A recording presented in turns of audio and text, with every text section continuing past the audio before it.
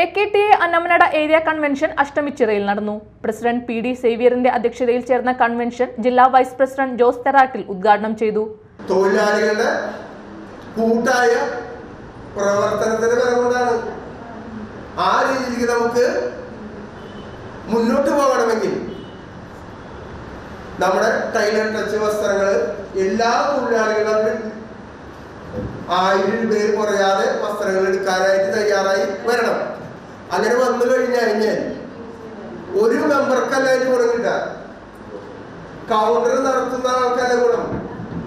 നമ്മുടെ 4,76,400 തൊഴിലാളികൾക്കും അതിൻ്റെ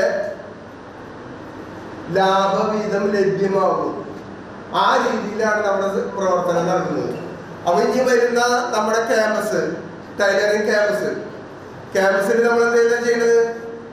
1 ഏക്കർ 20 സെന്റ് സ്ഥലം വാങ്ങിച്ചിട്ടുണ്ട്. അതിന് ചുറ്റും അതിന് കെട്ടി കഴിഞ്ഞു, ഗേറ്റ് വെച്ച് കഴിഞ്ഞു, അതിന്റെ ബിൽഡിംഗ് പണിയാനുള്ള പ്ലാനുകൾ റെഡി ആക്കി കഴിഞ്ഞു അല്ലേ? കഴിഞ്ഞില്ല?